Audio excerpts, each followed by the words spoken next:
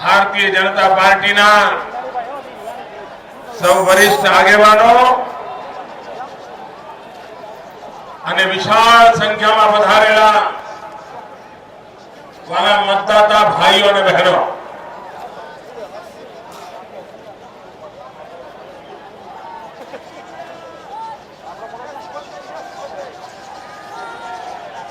ચૂંટણીમાં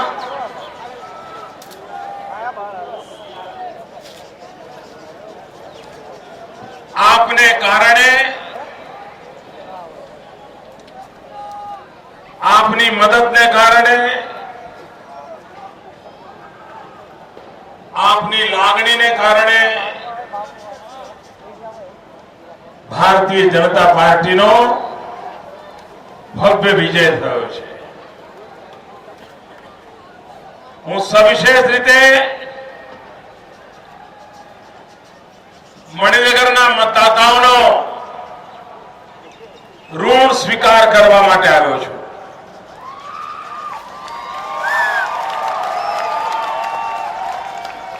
અંતઃકરણપૂર્વક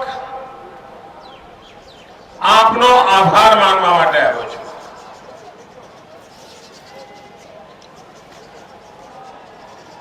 જાહેર જીવનમાં આવું જબલ્લે જ બને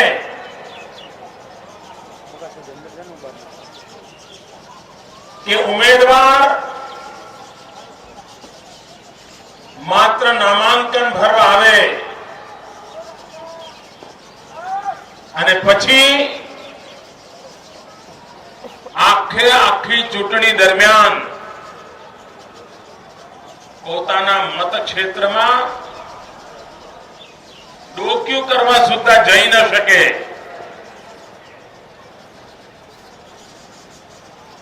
અને છતાંય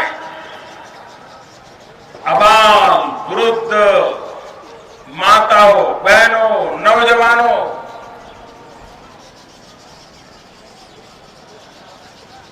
આખી ચૂંટણીને પોતાના ખભે ઉપાડી લે.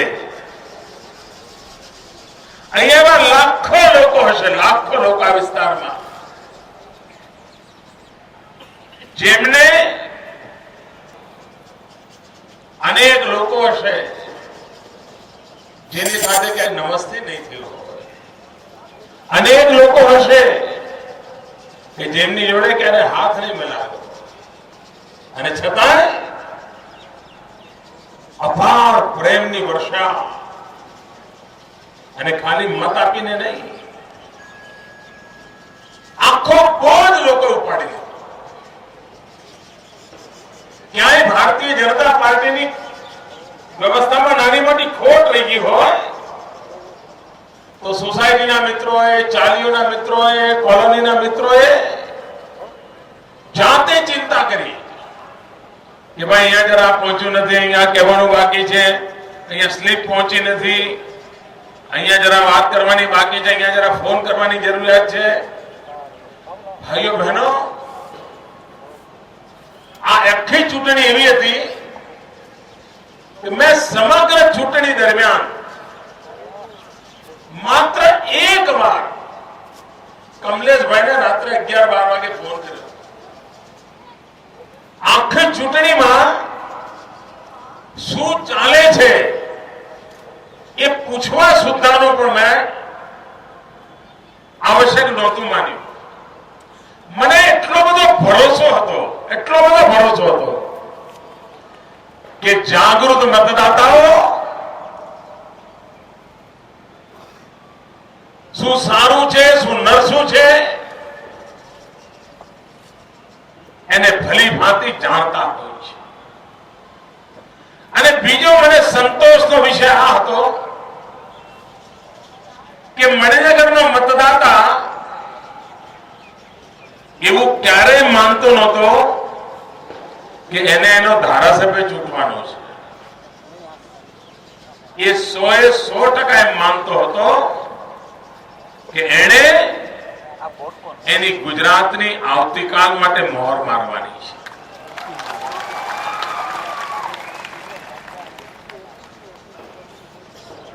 મોદી ગુજરાત કરે તો સમજાય,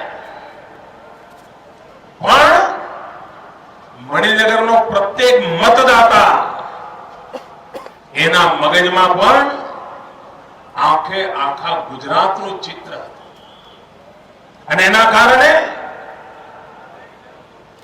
ખૂબ સ્વસ્થ મને ઉમંગથી એને આ ચૂંટણીને આગળ ધપાવી. મારે અહીંના ભારતીય જનતા પાર્ટીના સૌ કાર્યકર્તાઓને પણ ખૂબ ખૂબ અભિનંદન આપવા છે.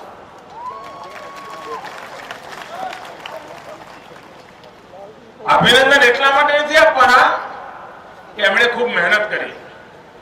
કારણ ભાજપના કાર્યકર્તાના જીવનમાં મહેનત લખાયેલી જ છે, એટલે કરતો પણ હોય છે. પણ મારે માટે આનંદ અને એ વાતનો હતો કે મણિનગરનો કાર્યકર્તા ધારે તો બે વેદ ઊંચો ચાલી શકે. અમે તો નરેન્દ્ર મોદીના માણસો છીએ, અમે તો નરેન્દ્ર મોદીની જોડે કામ કરીએ છીએ,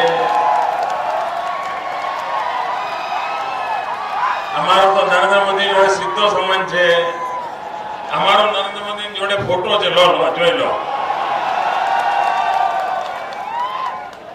મારે માટે આનંદ એ હતો કે ભાજપના નાના મોટા પ્રત્યેક કાર્યકર્તાએ જમીનથી 2 મેચ ઉપર ઉડવાને બદલે ધરતી પર પગ રાખીને કામ કર્યું.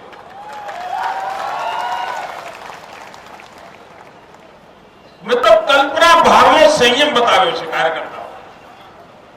સમગ્ર ચૂંટણી દરમિયાન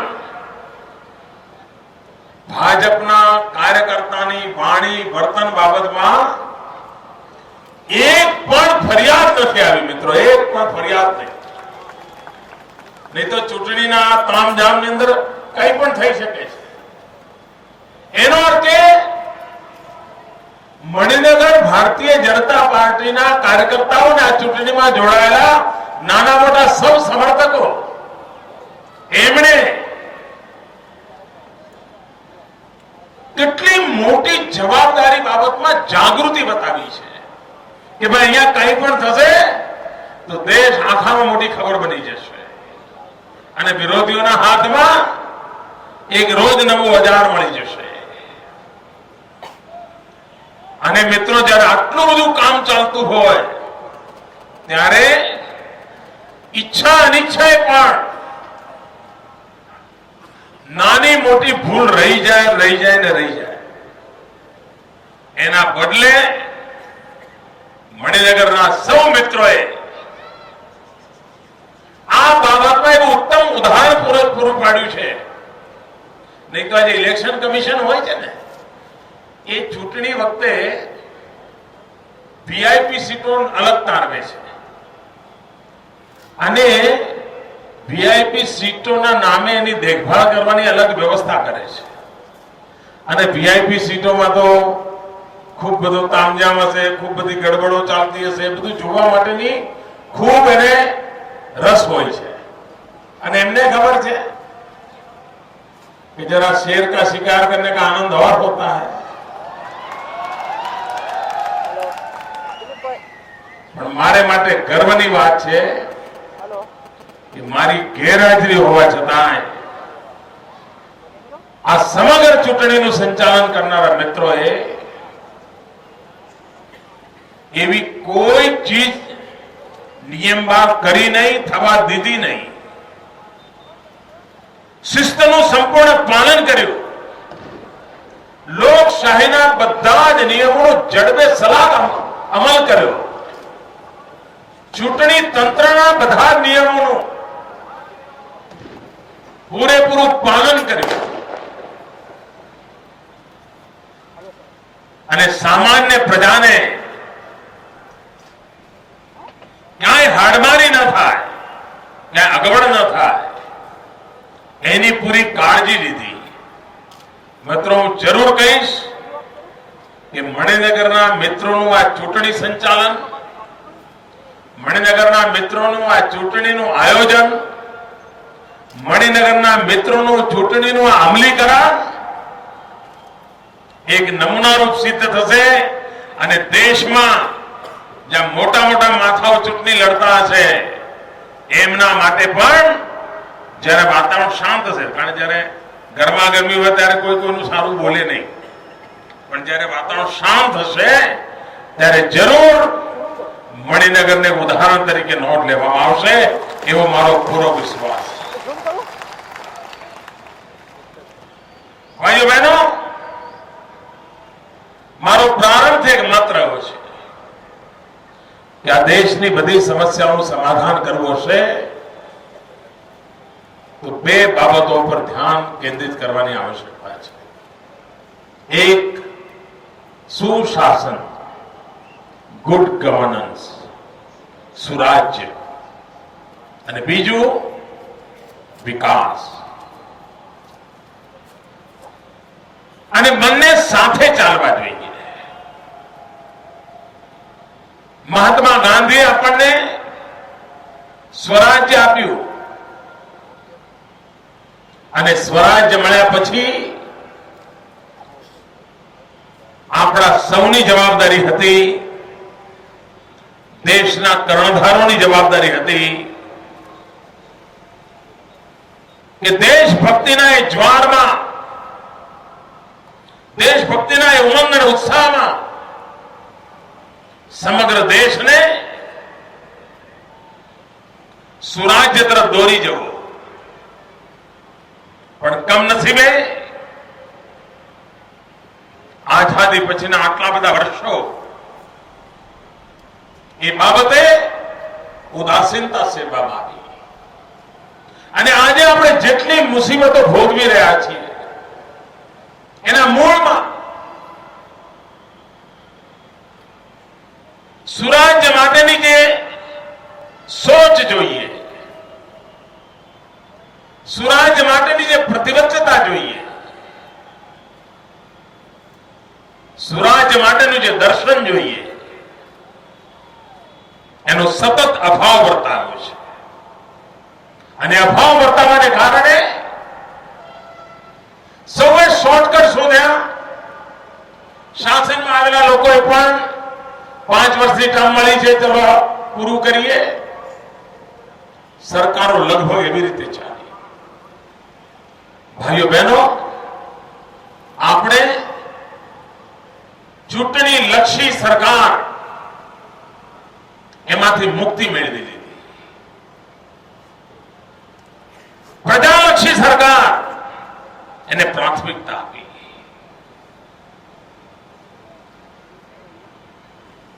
સરકારો ફાયર બ્રિગેડની જેમ કામ કરે, પ્રશ્ન આવે એટલે દોડે. એના બદલે પ્રશ્નો ઉભા જ ન થાય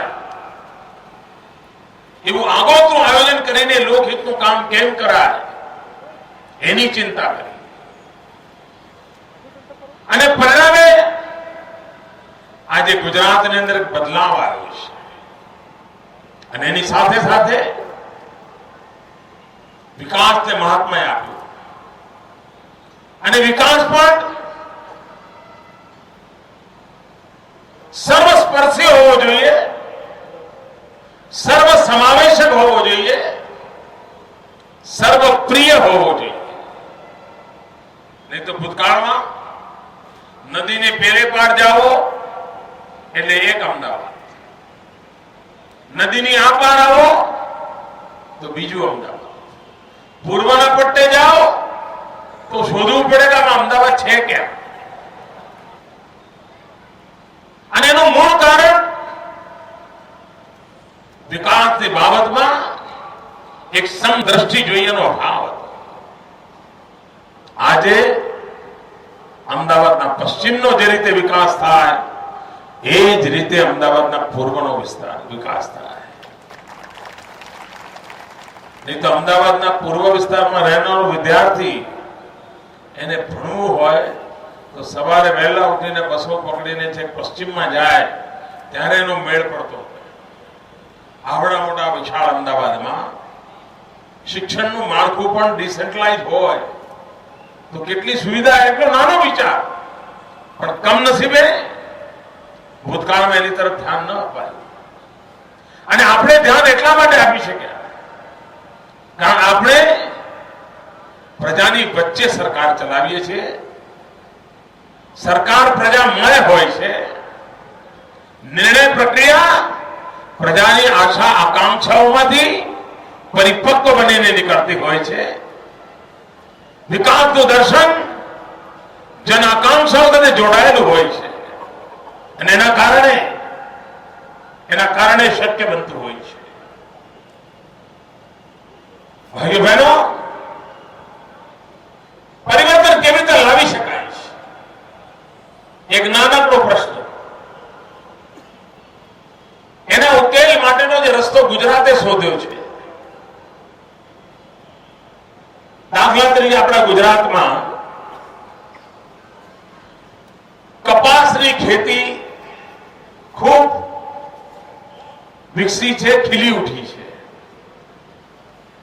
ગામો ગામ ખેડૂતો કપાસ વાવતા થયા છે.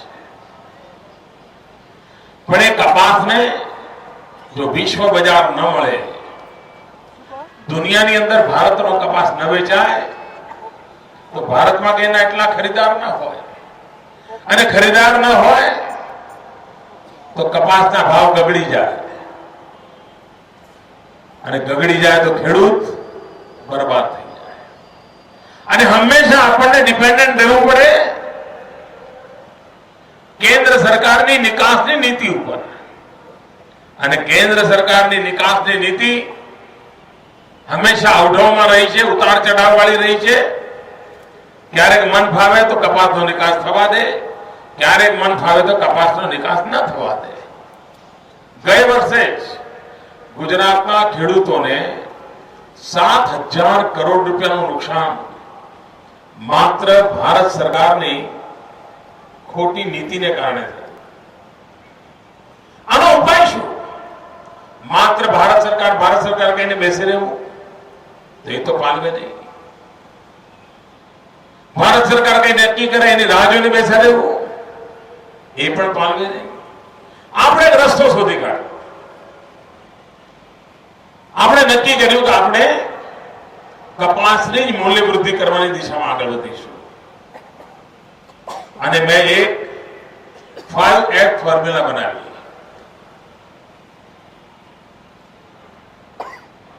એક પહેલો એટલે ફાર્મ, બીજો એફ એટલે ફાઈબર, ત્રીજો એફ એટલે ફેબ્રિક, ચોથો એફ એટલે ફેશન, અને પાંચમો એફ એટલે ફોરેન. જ્યાં રૂ હોય, જ્યાં રૂ પેદા થાય ત્યાં જેનો તાર તૈયાર થાય, જ્યાં તાર તૈયાર થાય ત્યાં જેમાંથી કાપડ બને, જ્યાં કાપડ તૈયાર થાય ત્યાં જ રેડીમેડ ગાર્મેન્ટ બને, અને જ્યાં રેડીમેડ ગાર્મેન્ટ રેડી થાય ત્યાંથી નજીકના પોર્ટથી દુનિયાના બજારમાં રેડીમેડ ગાર્મેન્ટ જાય. અને એના માટે આપણે ટેક્સટાઇલ પોલિસી લાવ્યા. અને મિત્રો, હું વિશ્વાસથી કહું છું કે ગુજરાતના કપાસ પકવતા ખેડૂત એટલું બધું મૂલ્ય મળવાની ગેરંટી ઉભી થશે, અને દુનિયામાં, હિન્દુસ્તાનમાં પણ સૌથી વધારે રોજગારની તક છે ખેતીમાં. અને ખેતી પછી સૌથી વધારે રોજગાર કોઈ આપતું હોય તો ટેક્સટાઇલ ઇન્ડસ્ટ્રી આપે છે. અને ટેક્સટાઇલ ઇન્ડસ્ટ્રીમાં આપણે નવી પોલિસી લાવ્યા છે. એના કારણે ગુજરાતમાં જ્યાં જ્યાં કપાસ પાકતો હશે ત્યાં મોટા મોટા ટેક્સટાઇલ પાર્ક બનશે. અને આ વખતે જાન્યુઆરીમાં vibrant Gujarat global investor summit 9, 10, 11 જાન્યુઆરી થવાનું છે. 8મી તારીખે એક ભવ્ય પ્રદર્શનનું ઉદઘાટન થવાનું છે. અને એમાં મેઇન એમ્ફેસિસ આ ટેક્સટાઇલ ઇન્ડસ્ટ્રીનો છે. અને એક દિવસ એવો હશે, સમગ્ર હિન્દુસ્તાનનું ટેક્સટાઇલ હબ કોઈ હશે તો એ ગુજરાત હશે. અને 25 લાખ કરતા વધારે નવજવાનોને રોજગારીની તક ઉભી થશે. આ નાની ઘટના નથી મિત્રો. તો કપાસનું તો સમાધાન થશે, પણ દેશના ગુજરાતના નવજવાનોની રોજીરોટીનો પણ પ્રબંધ થશે. અને બીજું, વૈશ્વિક વ્યાપારની દુનિયામાં ગુજરાતી વેપારી વિશ્વ વેપારની અંદર પોતાનો પગદંડો જમાવશે. જે ગઈકાલે કપાસ વેચતો હતો એ આજે રેડીમેડ કપડા વેચશે. કહેવાનો તાત્પર્ય એ છે કે મિત્રો, પ્રશ્નોના નિરાકરણ માટે ટુકડાઓમાં વિચારવાને બદલે પ્રશ્નોના નિરાકરણ માટે એક ઇન્ટિગ્રેટેડ એપ્રોચ હોય તો સુપરિણામ લાવી શકાય છે. અને આ બધી બાબતો ત્યારે જ બનતી હોય છે કે તમે વિકાસને વરેલા હો, તમે ગુડ ગવર્નન્સને પ્રાધાન્ય આપતા હો, અને એના કારણે આ શક્ય બનતું હોય છે. બીજી વસ્તુ મિત્રો, ઘણીવાર શું હોય છે કે કોઈ એકાદ કામ કરીએ તો રાજકીય કારણોસર લોકો ફરિયાદો કર્યા કરે, આ નથી કર્યું, આ નથી, આ નથી કર્યું. પણ જો ચીજોને ધીરજથી જોવામાં આવે તો ધ્યાનમાં આવે કે તબક્કાવાર એક સ્પષ્ટ દર્શન હોય તો કેવું પરિણામ મળે છે. એક બીજું ઉદાહરણ આપો. આપણા ગુજરાતમાં હું જયારે પહેલી વાર મુખ્યમંત્રી બન્યો ત્યારે કન્યા કેળવણીમાં આપણી હાલત બહુ કફોડી હતી, દર્દનાક હતી. અને મેં જવાબદારી લીધી, મનથી નક્કી કર્યું કે આ સ્થિતિ બદલવી છે. ગામો ગામ ગયા, દીકરીઓને ભણાવવાના માટેનું અભિયાન ચલાવ્યું. દર જૂન મહિનામાં 44 ડિગ્રી ટેમ્પરેચરમાં આખી સરકાર ગામડે ગઈ. અને આજે સ્થિતિ એવી છે કે 100% ભણવાની ઉંમરની દીકરીઓ નિશાળે જવા માંડી. એના માટે જરૂરી શાળાના ઓરડા બનાવ્યા, એના માટે જરૂરી શાળાની અંદર શિક્ષકોની ભરતી કરી, એના માટે બજેટ ફાળવ્યું. હવે દીકરીઓ ભણી ગણીને આગળ આવી તો 7માનું ગામડામાં જ 8મું ધોરણ કર્યું. પછી ધ્યાનમાં આવ્યું કે આમાં ક્વોલિટેટિવ ચેન્જ લાવવો જોઈએ તો ગુણોત્સવ લાવ્યા. પછી એમ લાગ્યું કે ભાઈ આ જ્યોતિગ્રામ યોજનાથી ગામડે ગામડે વીજળી પહોંચી છે, હવે એ વીજળી સ્કૂલમાં પણ આપો, સ્કૂલમાં વીજળી આપી. પછી થયું નહીં, આજનો ગામડાનું બાળક પણ આધુનિક જીવન શીખે અને એટલા માટે ગામડે ગામડે સ્કૂલોમાં પહેલા વીજળી આપી, પછી કોમ્પ્યુટર આપ્યું.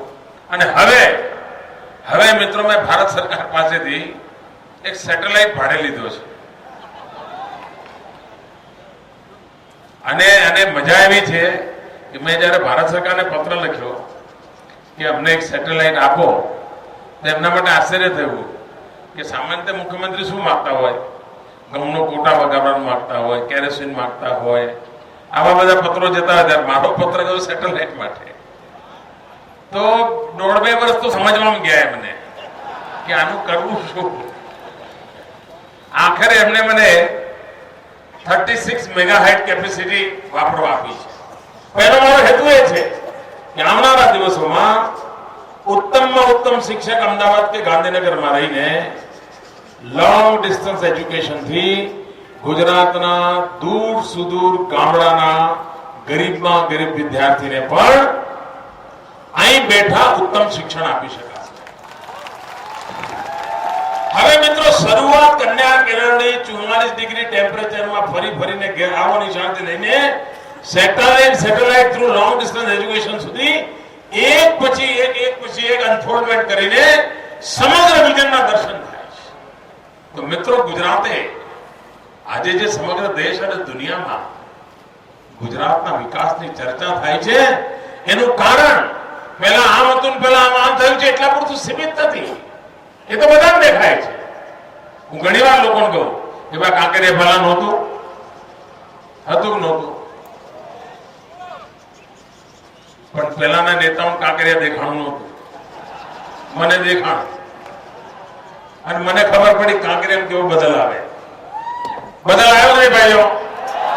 હવે આને વિકાસ કહેવાય કે ના કહેવાય? પણ આના માટે સુરાજ્યવાળી જે કલ્પના છે ને એ ઇનહેરન્ટ હોવી જોઈએ, તો જ શક્ય બને. તમે જુઓ, કાંકરિયા તો બનાવીને આપણે અટક્યા નહીં. દર વર્ષે 25 ડિસેમ્બર થી 31 તારીખ સુધી એક વીક કાંકરિયા કાર્નિવલ ઉજવીને કાંકરિયાનું માર્કેટિંગ કર્યું. આજે 1 કરોડ કરતા વધારે લોકો કાંકરિયા આવતા થઈ ગયા. ગરીબ મધ્યમ વર્ગનો માનવી ક્યાંક જવો તો ક્યાં જાય? ચલો ભાઈ કાંકરિયા જઈશું. ચીજો મિત્રો નાની નાની હોય છે પણ કેટલું મોટું પરિવર્તન લાવી શકતી હોય છે એનું આ ઉદાહરણ છે. અને ઘણીવાર લોકો નાગરિકોનો દોષ દેતા હોય છે. નાગરિકોને કઈ હોતું નથી, નાગરિકો આમ હોય છે, એવું નથી હોતું મિત્રો. તમે જો આપણે BRTS ના બસ સ્ટેશનો બનાવ્યા છે, મારી ટીકા થતી હતી આટલા મોંઘા બસ સ્ટેશનો, આવા બધા 5 સ્ટાર બસ સ્ટેશનો, એવી રીતે મારા છોતરા કાઢતા હતા લોકો. પણ આજે તમે જુઓ BRTS ને 3-3.5 વર્ષ થઈ ગયા. આ બસ સ્ટેશનનો આ નાગરિકોએ એક કાચ સુદ્ધા તોડ્યો નથી, એક કાચ સુદ્ધા તોડ્યો નથી. પણ કમનસીબે લોકો પ્રજાની આ જે શક્તિ છે એને પહેચાનતા નથી. ભારતીય જનતા પાર્ટીની વર્તમાન સરકારની વિશેષતા છે કે એ જનતામાં પડેલી ઇનહેરન્ટ ક્વોલિટીઝ જે છે, જનતા જનાર્દનની અંદર પડેલી જે શક્તિઓ છે એના પ્રત્યેનો પૂરો ભરોસો છે. અને મારો તો ગજબ ભરોસો છે કે આ દેશના નાગરિકો અપ્રતિમ શક્તિના સ્વામી છે. માત્ર એમને અવસર આપો. અને ગુજરાત સરકાર નાગરિકોને અવસર આપવાની કામને પ્રાથમિકતા આપે છે. અને જ્યાં જ્યાં નાગરિકોને અવસર આપ્યો છે ત્યાં એ શહેર ખીલ્યું છે, એ ગામ ખીલ્યું છે, એને અનેક બધા પરિવર્તનો કર્યા છે. ખેર ભાઈઓ બહેનો, દેશ અને દુનિયાને વિકાસની વાત સ્વીકારવી પડી છે. આવનારા દિવસોમાં દેશની રાજનીતિના કેન્દ્ર બિંદુમાં સુરાજ્ય અને વિકાસ આ મુદ્દા અનિવાર્યપણે રહેવાના છે. અને એ હિન્દુસ્તાનની રાજનીતિમાં બદલાવ લાવવાનો યશ કોઈને જાય તો ગુજરાતના 6 કરોડ નાગરિકોને જાય છે. એ કોઈ પ્રલોભનમાં પડ્યા નહીં, થાક ધમકીઓથી ડર્યા નહીં, ગુજરાત વિરોધી પ્રચાર અભિયાનથી ડગ્યા નહીં, ગુજરાતને ચલિત કરવાની લાખ કોશિશો છતાં ગુજરાત ચલિત ન થયું. જૂઠાણા અપપ્રચાર એની આંધી ચાલી તો પણ ગુજરાતનો મતદાતા, ગુજરાતનો નાગરિક એને જે નિર્ધાર કર્યો તો જરાય ઊની આંચ ના આવવા દીધી. આ જે ગુજરાતના મતદાતાઓની મક્કમતા છે, આ ગુજરાતના મતદાતાઓની જે પ્રતિબદ્ધતા છે, એના કારણે વધુ સારું કરવાની હામ ઉભી થતી હોય છે. અને મિત્રો આપ જાણો છો કે પહેલી 2 ટર્મ મેં જે કામ કર્યું હોય, કારણ હું પહેલી વાર મુખ્યમંત્રી બન્યો ને ત્યારે મુખ્યમંત્રીની ચેમ્બર ક્યાં છે મને ખબર નહોતી. અને આજે જયારે હું કામે ચડું છું ત્યારે મારી પાસે 10-12 વર્ષનું અનુભવતું ભાથું છે, ભંડાર છે મારી પાસે. લોકો સાથે મારો સીધો નાતો છે. પ્રજા માણસની આશા આકાંક્ષાઓ હું સમજી શક્યો છું. નવજવાનોના સામર્થ્યને હું જાણી શક્યો છું. માતાઓ બહેનો ગુજરાતના વિકાસની અંદર કેટલો રસ લઈ શકે છે, યોગદાન આપી શકે છે, એનો મને પૂરો અંદાજ આવ્યો છે. કુદરતી સંસાધનો શું પડે છે, એનો શું ઉપયોગ છે કરી શકાય, એની મને સમજણ પડી છે ભાઈઓ બહેનો. અને તેથી અત્યાર સુધીમાં મેં જે કામ કર્યું છે એના કરતા આગામી 5 વર્ષ અનેક રીતે ઉજ્જવળ રહેશે એ હું આપને વિશ્વાસ આપવા માંગુ છું. ભૂતકાળના કોઈ પણ કાર્યકાળ કરતા એની સ્પીડ વધારે હશે, એનો વ્યાપ વધારે હશે, એની ગહનતા વધારે હશે, એની ઊંચાઈ પણ એટલી વધારે હશે એવા પૂરા વિશ્વાસ સાથે આપ સૌના આશીર્વાદ સાથે ભાઈઓ બહેનો ફરી એકવાર 5 વર્ષ માટે આપ સૌની સેવા કરવાની મને તક મળી છે, મારી પાર્ટીને તક મળી છે અને હું ફરી કહું છું મિત્રો, કદાચ સમય વધતો ઓછો મણિનગરને આપી શકતો હોઈશ, પણ આપ ભરોસો રાખજો મારાથી એવું ક્યારેય કશું નહીં બને જેનાથી આપને ઓછું આવે। આપે મારામાં જે વિશ્વાસ મૂક્યો છે એક પ્રતિનિધિ તરીકે એ વિશ્વાસને પરિપૂર્ણ કરવાનો પ્રયાસ પૂરો કરીશ અને સાથે સાથે મને પૂરો વિશ્વાસ છે કે મારા ભારતીય જનતા પાર્ટીના કાર્યકર્તાઓ અને આપ સૌ નાગરિકો પણ આ વિસ્તારના પ્રતિનિધિ છો, આપ જ ધારાસભ્ય છો, આપ જ એના નેતા છો અને મને ખાતરી છે આપ પણ એટલા જ ઉમંગ અને ઉત્સાહથી આ સમગ્ર વિસ્તારના વિકાસની અંદર ખભે ખભો મિલાવીને આપણે બધા કામ કરીશું। ફરી એકવાર આપની લાગણી બદલ, આપની મદદ બદલ, આપના પ્રેમ બદલ અંતઃકરણપૂર્વક આભાર માનું છું। ફરી 25મી તારીખે કાંકરિયા કાર્નિવલના ઉદ્ઘાટન માટે આવીશ, ત્યારે જરૂર મળીશું આપણે। ભારત માતા કી, ભારત માતા કી।